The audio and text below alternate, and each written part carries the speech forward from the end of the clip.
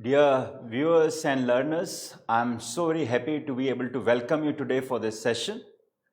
We'll be able to discuss today one very important paper in our master's course, that is British Drama. We call it MEG2. In this paper, we have put together so very important texts as far as the understanding of British drama is concerned. Right from Chaucer onwards, we try to generate an orientation into how the British drama evolved, how it culminated, and how it captured the various themes and dimensions of the then-day socio-economical cultural life. Today, besides that, we'll discuss a very important text, Christopher Marlowe's the play that has a very historical relevance, Dr. Faustus. Will discuss as to how this play continues to capture imagination even after 400 years of its production. So today's lecture, let me begin with this, that we'll discuss with you how Dr. Faustus and the Elizabethan age captured the ideas, the themes, and the various issues of life. We'll also discuss the textual diversity of Dr. Faustus in terms of how many people played that, how it was a major success as far as its global impact is concerned. We'll also discuss the rise of Elizabethan comedy and tragedy. During this time, there was a paradigm shift. If we look at the overall rubric of Elizabethan drama, we find that there are various trends emerging. Besides tragedy, there is an element of comedy also. We'll also discuss Marlowe's contribution to drama. We'll find out, was there a real Faust? We'll discuss in a meaningful way the characters as they come and perform in this play. We'll take into account how this play is a build-up on miracle and morality plays, mystery plays. We'll also discuss Elizabethan tragedy, the Senecan influence. I have plans that I will discuss heroic character of Dr. Faustus, and finally we'll look at how Dr. Faustus appears to us, culminates as a Renaissance play. So many analysts, commentators have called Dr. Faustus as a Renaissance child. So we'll look at, analyze, and probe into all these areas. If we look at the scenario of Elizabethan drama, we find that there was a shift, and that shift can be located in the audience. Audience no longer want to think themselves as the pawns of gods or of fate. If we look at the plays before Dr. Faustus, we find that there is a sense of difference as far as characterization and as far as the theme is concerned. Now, like before this, we used to have focus, emphasis largely on predestination. If you look at, say, Sophocles' Oedipus Resk, you must have read that in the course of your readings. You find that a character is bound to die a particular kind of death. He is bound to marry his own mother and then die a very pitiable death. So predestination, Calvinism, is a way of theme, is a predominant theme. So we look at how now there is in the Elizabethan age, there is a sense of shift from there, and audience feel that there is a component of free will also, and human beings should look beyond as merely from being as pawns and as kind of puppets in the hands of fate. We also find that there is a clash between predestination and free will. As we discussed, drama became a trend because of its social stability. If we look at the Elizabethan age, this age in comparison was much more stable as far as socio-economical cultural life was concerned. Queen Elizabeth was not challenged from any corner. So we find that in the theatrical situation, there is a use of theology, geography, and science. Before this, you don't find many such instances where dramatists would allude to, or where they would use some scientific influence, references to geography or theology. Here, you may also note this, that it is this time only that we find a development of proscenium, and as far as the themes and concerns are, themes and issues, we find that anti-Semitism, there is a sense of anti-Jew arguments there in place. We'll discuss that in the course of our discussion today. We find that there is a definite element of Senecan way of dramatizing things and revenge plays. There are supernatural elements. So this is how Elizabethan drama comes to new shape, new dimension, and captures the audience's mind and imagination. We also find that how iambic pentameter with 5 two-syllabic units, it becomes the tone. You know that how Chaucer began to talk about this in his works. Now, in the dramatic tradition also, we find that this iambic pentameter becomes very important. We find that blank verse, which was usually restricted to characters of noble origin, becomes very important. Use of disguise. We'll see how in Dr. Faustus you find that various characters, taking different shapes, using disguise as a dramatic innovation. And we find lots of asides, soliloquies, and private conversations to be able to connect to the audience, to be able to connect to the audience, to take them along, to reveal what happens, transpires in the mind of the characters, various characters, and the protagonist in particular. We find that there is a rise of professional theatre activity, professional plays. We find that there are 2 major houses, Lord Admiral's Men and Lord Chamberlain's Men. Dr. Faustus used to perform in this Lord Admiral's Men theatre company, and we know very famous Lord Chamberlain's Men, where Shakespeare made his mark and he became immortal. This play is no less important in the sense that we continue to refer to it, derive influences. And if we look at how, it will be meaningful if we look at Marlowe's role here. He was one of the, many university wits also. When we say university wits, it's a key term. University means those people who oriented themselves, trained themselves in various university departments, and acquired this the field of drama, started working on this field of drama with a sense of expert understanding, with a sense of academic orientation. So we find that from 1564 he was born, and he prepared a very strong pathway.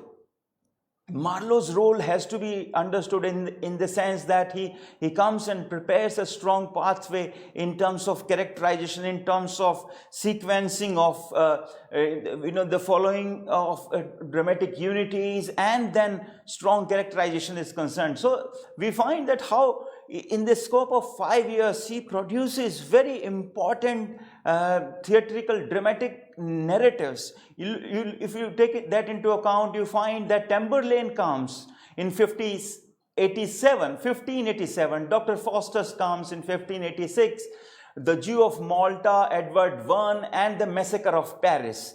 So in the scope of 5 years, we find that Christopher Marlowe is able to create a tremendous impact on the British scene, and then take everything by storm. If I'm referring to university wits, I think it will be meaningful if I take into account the other names. We find that there was Christopher Marlowe, we find Robert Greene, Thomas Nash, who are from Cambridge University, John Lyly, Thomas Lodge, and George Peele were from Oxford University, and the literary historians include Thomas Kidd also, who was not from any university, but he had the same kind of intensity as these university wits. So it is good that you also probe as to how in togetherness and how in isolation these university wits captured various themes and brightened the stage. If I bring all of you to the introduction of this play, I would like to begin with how chorus comes and orients the audience, gives a brief bibliography of Faustus up to this point.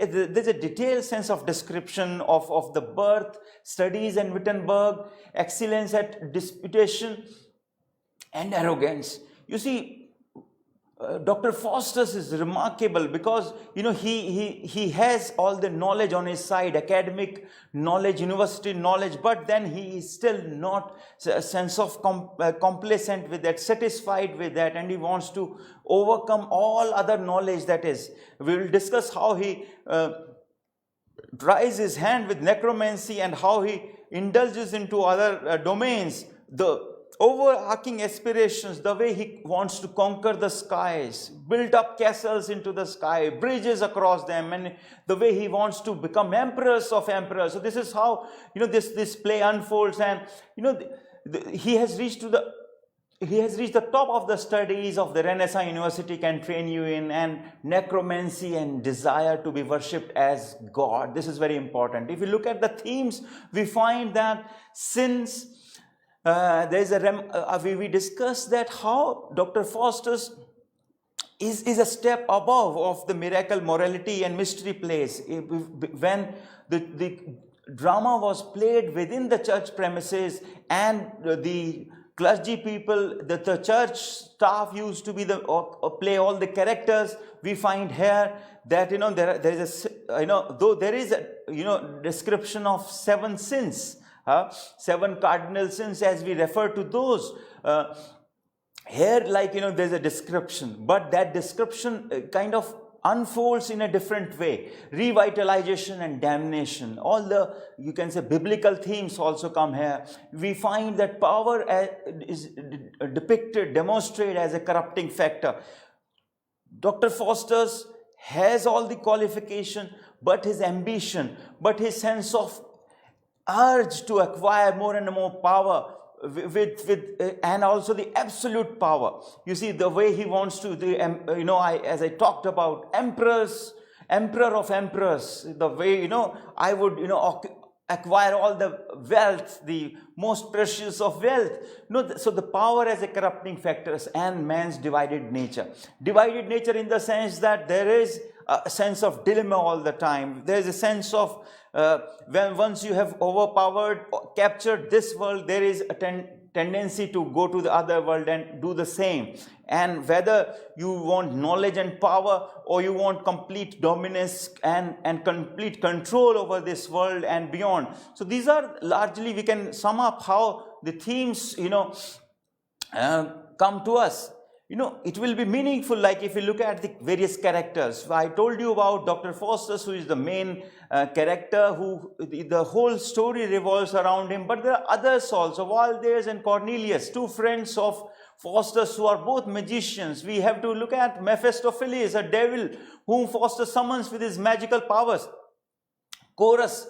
We talked about how chorus acts as a kind of character, where a group of singers come and take the audience along with the various vicissitudes and the changes in the dramatic discourse. And we find old man who comes towards the end of the play and then talks about how Faustus has done a wrong thing and he has to now come back and be remorseful and repent. And we have a good angel also, a spirit who urges Faustus to repent for his pact with Lucifer. We have evil angel, a spirit that serves as the counterpart to God angel. We have Lucifer, we have Wagner. In terms of other characters, we have Clown, Robin, Ruff, and the Pope, Emperor Charles V, Knight, Bruno, Duke of Venholt. So these are the various characters who come in between and give a sense of dramatic unity and allow the theme to emerge and culminate into where it stands today. So let's look at how Dr. Faustus, magic is seen as an extension of science, almost the natural climax to a university career. When he acquires and masters all the academic knowledge, then he begins to venture into the so-called little hazy domain, necromancy, magic, and he says he sees that as a natural extension of science. He's arrogant, he's pompous, and he becomes the devil worshipper in the course of time. What has Marlowe done to make him likable? You see, this is very important. If you read the text, if you read through the dialogues, this is very important that you are reading the primary text, the dialogues, and whenever he speaks to other characters, he speaks to the audience through his sides and soliloquies, you are able to capture how he reveals his inner, what makes him so very impactful, likable, what is like if he is a kind of parallel devil, what is so important, what is so, you can say, universal in Dr. Faustus. This is something that we'll look at. Faustus makes a number of references. So when we are talking about it, Dr. Faustus is a Renaissance play, we need to look at how Dr. Faustus, there are references to America which had just been open to the Europeans as a great source of new gold. So there is a kind of reference, allusions to new knowledge. For example, as far as geography is concerned, Earth as a round place or as a flat surface, there are references to that. So when the devil appears, it is too ugly. Dr. Faustus sends his away to reappear in the form of a Franciscan friar.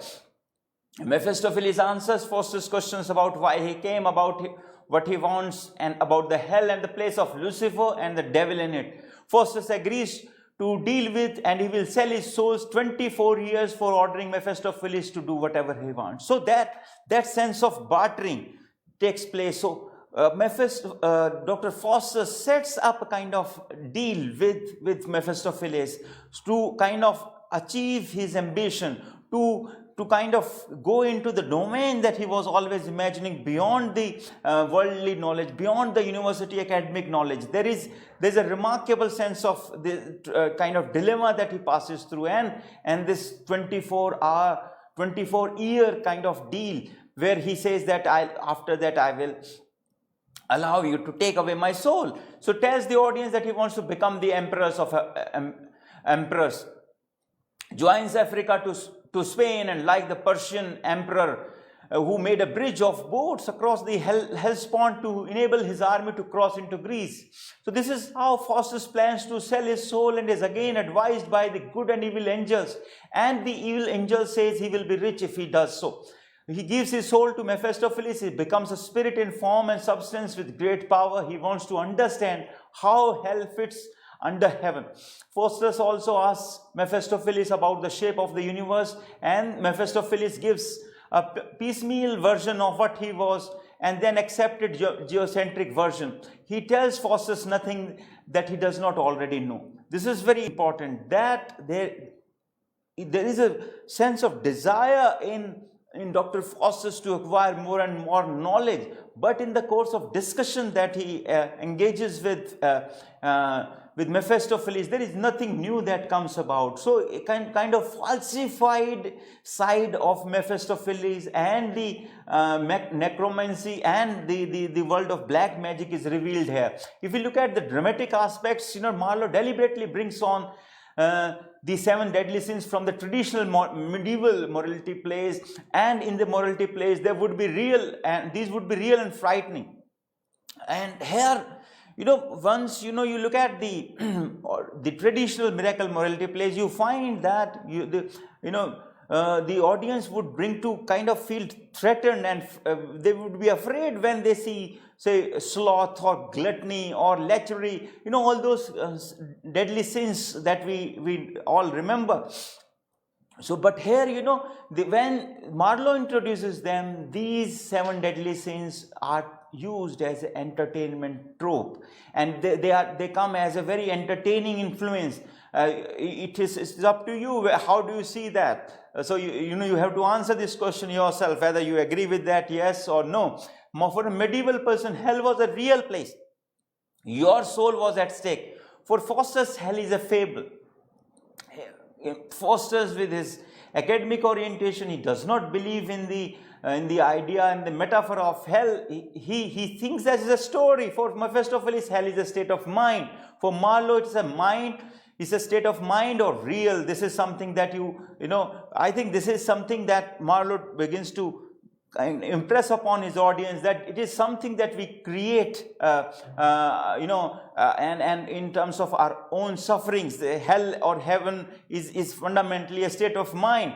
Faustus tells his friend about the deal he has made with Lucifer, and they tell him to repent. And we need to look at his sense of achievement, the kind of dramatic innovations that he brings in. He achieves in this play with his morality structure and theme, the irrepressible and the wayward hero and the farcical subplot.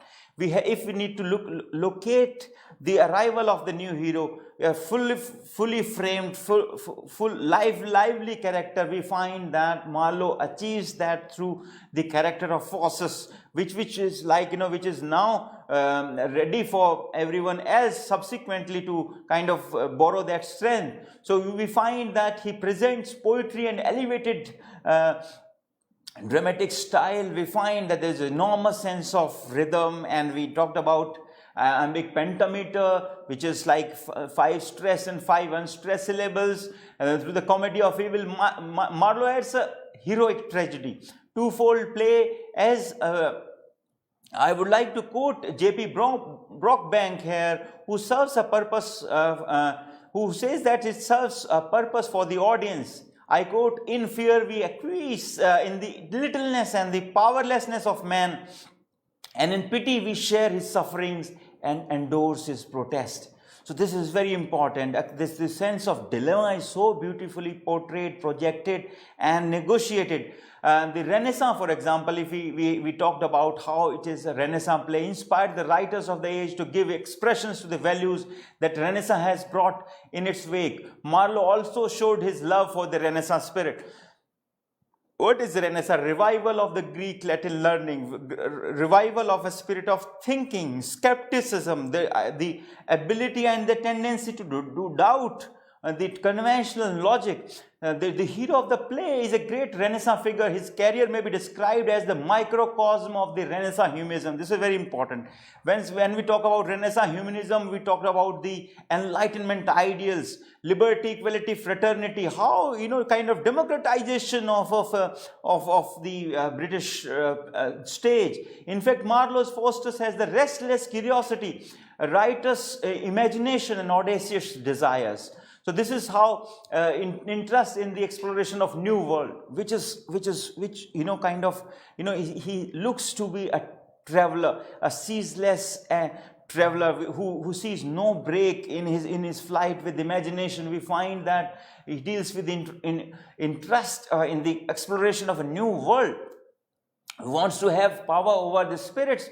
He wants to ransack the ocean for ocean pearls. I told you that he wants to kind of build bridges over the skies. And like all the Renaissance men, Dr. Faustus shows his interest to quest for new regions beyond these areas he wants to grasp. If I may quote from America, the golden fleece that yearly stuffs old Philip's treasury.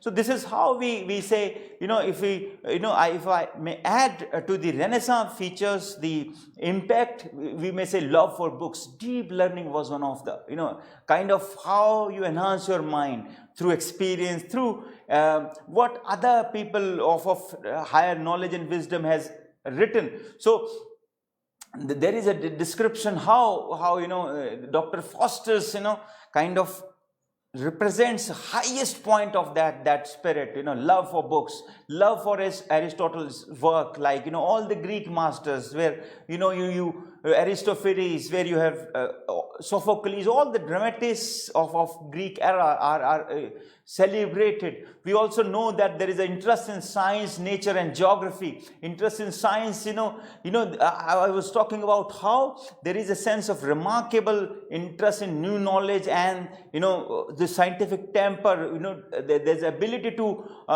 probe into the cause and effect relationship. Dr. Faustus is always about this. We understand that how Faustus knows the year is divided into two circles over the whole world. When it is winter in one circle, there is summer in the other. So there is a kind of exploration that we notice in the character of Dr. Faustus. At one place he says, I would like to quote here, who knows not the double motion of the planets, the first is finished in a natural day. This is how a kind of deep sense of engagement with the weather, with the environment, and with the cosmos at large. We find that, if we look at the tragic denouement, we find that Faustus reaches his rebellious or tragic death in Act 5. The nature of his death and attendant torment bespeaks a magnificent tragedy, if not that of a tragic hero. But Faustus' offense can never be pardoned. This is very important. Some analysts, commentators say that this is largely a Christian play, and what are the different dynamics that are being played here? He has to repent, he has to seek pardon, and what makes it even more special is the tragic sense of conflict, tragic sense of dilemma, and this does not abate till the very end. Faustus seeks an alternate between heaven through the devilish heaven. Look at his during the last hours, he expresses his desire to meet and embrace the most beautiful lady, Helen. As far as Greek epics are concerned, I would like to quote here what he says. Her lips suck forth my soul. See where it flies.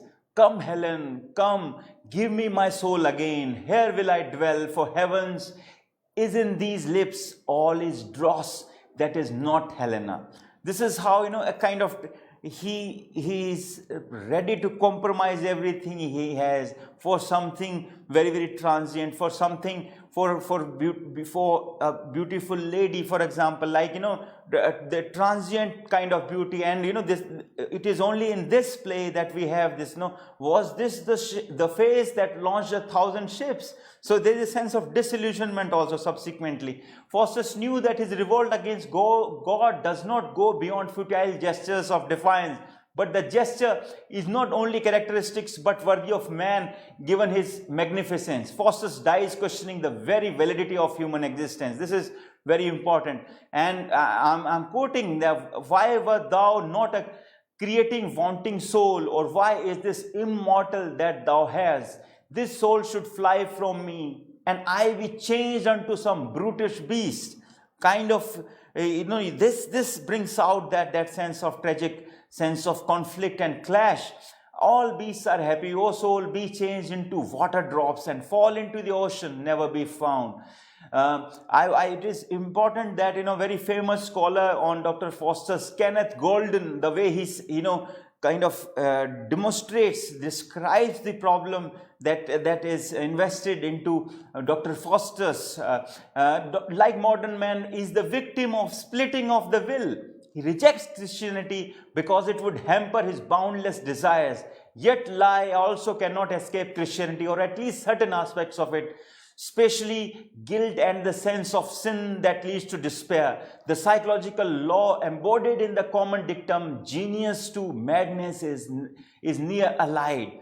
Jung found occurring again and again in the sense that the consciousness and the unconscious elements of the psyche exist in a compensatory relationship. This is how the psychological, the neurological kind of situation is brought about by Golden.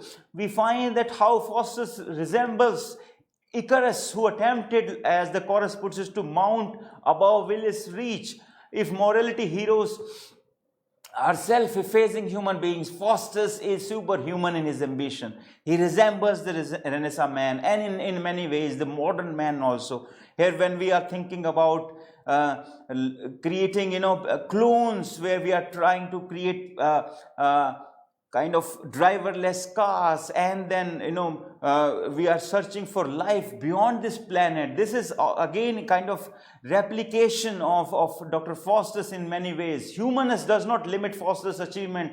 Why should lie be limited in powers by the human condition. I'm quoting from Act 1, Scene 1. Yea art thou still but Faustus and a man, where his power should reach out. This is very important. So Dr. Faustus, like all Renaissance men, tried to make impossible possible, very importantly. And then when whatever like he discusses with Mephistopheles, he's trying to kind of bridge the gap, and the spirit of inquiry was a dominant trait.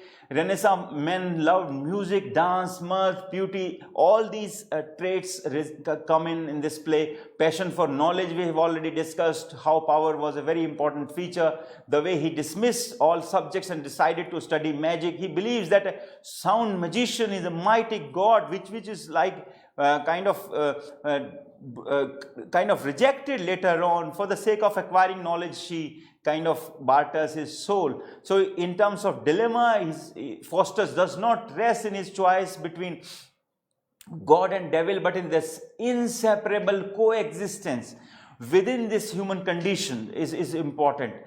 Fear of God and damnation and the truth and the trust of the devil emanate from the human condition. This is very important as far as the understanding of tragic dilemma is concerned. He rebels against the limitations of medieval knowledge. We discussed how, this clash of free will with predestination. Is willing to chance damnation in order to achieve his goals. The tragedy results when a person is condemned to damnation for a noble attempt to go beyond the petty limitations of humanity. This is how I would say that this is how broadly we find that Dr. Faustus's description, this play, even after 4 centuries, we find tremendous appeal that he resembles the vicissitudes, the aspirations, the hopes and aspirations, even if some of them are far-fetched ones,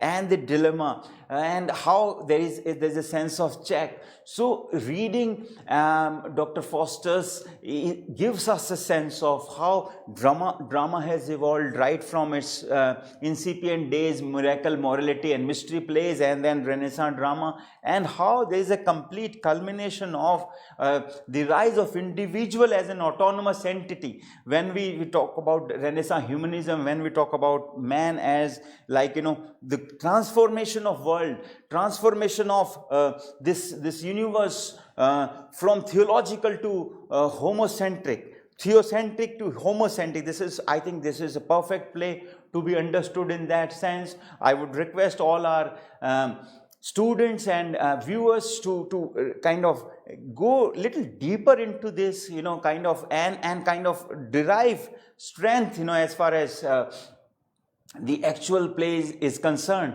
So in your examination, when you are asked how this is a morality play, how this is a Christian play, how this is a Renaissance play, you will be able to answer that. So this is important. We would like to kind of wind this up for today, and we will come again with another dimension, how Faustus's tragic dilemma goes to a new high, and how characterization takes place. What are the other dramatic innovations that was tried out by Christopher Marlowe? This is how we will come and connect to you once again. Thank you very much for today's lecture, and I would wish all of you a safe, secure day. Thank you very much.